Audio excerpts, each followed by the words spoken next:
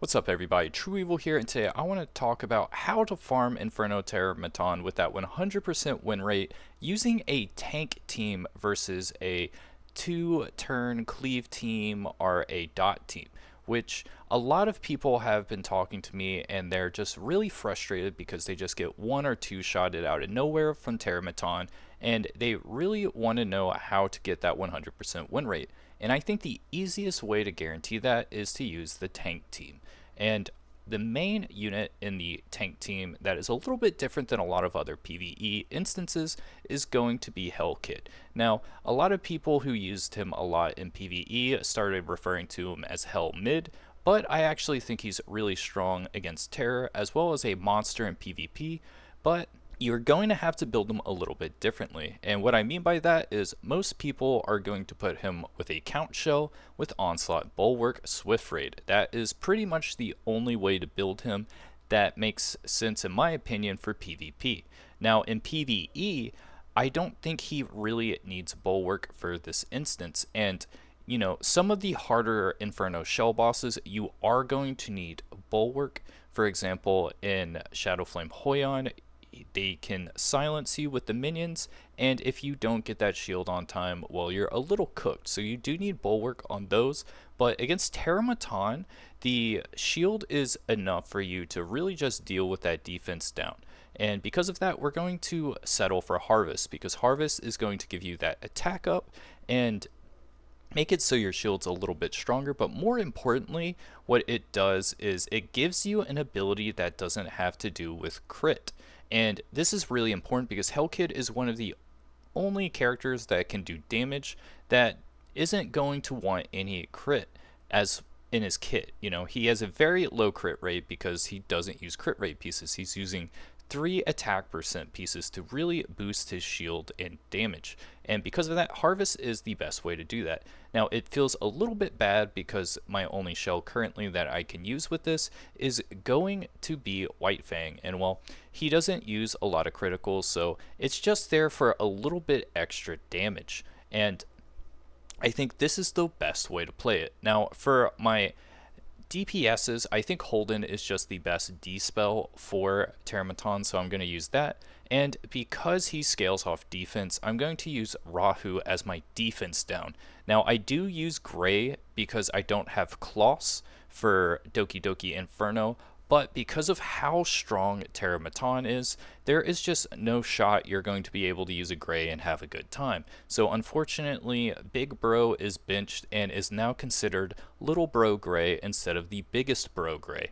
And of course, we're going to use Valerian as the healer because, well, we just don't want to get one-shotted at the very beginning, and it's going to make it a little bit awkward because I do use Doki Doki as my just like 5th pick support and everything, but I don't recommend using Doki Doki in Terror. I just don't have the resources to really build that 5th unit, and I would actually go for probably a Freya in that slot instead, but I just like keeping my modules on my Doki so I don't have to switch it around.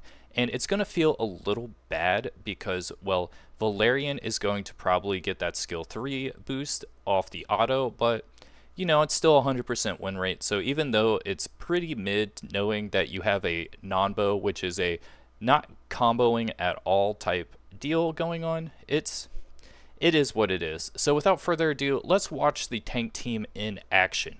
Now, what's going to happen at the beginning of the battle is Valerian is going to use the Hazy Dream, and unfortunately, I am using Doki Doki, which means that, well, I'm not going to get any of those stacks on anyone if I play auto because, well, all the stacks are going to go on Valerian and the turn meter boost isn't going to happen, but it is what it is. Now, as you can see, Holden is there, breaks the immunity so we don't have to worry about it, but because we are a tank team, we're not actually going for that main body first. We're going to go for the attacking hand. So when you're doing this on continuous, make sure that the tank team is going for the attacking hand first. And as you can see with how giant the shields are with Helkid plus Valerian, it's pretty much, even though this guy is doing considerable damage, he's just not ever going to hit through this giant wall. Now, Doki is a pretty feels bad in this match, But the good thing with Doki is the cleanse, and what this is going to do is stop the speed down. As you can see, Doki and Valerian currently have the speed down, and once it's their turn, they're going to get cleansed from it using backup. And it's going to feel a little bit bad, but the other great part of Doki in this fight is the cooldown reduction. And this is going to make it so that Helkid can always create the shields. And as you can see, the shields are absolutely insane right now. I can't see if anyone has lost any HP, which they have, and it gets moved with the Valerian, but with all this heal, we're literally just monster tanks. And as you can see, we can just let everyone do their business.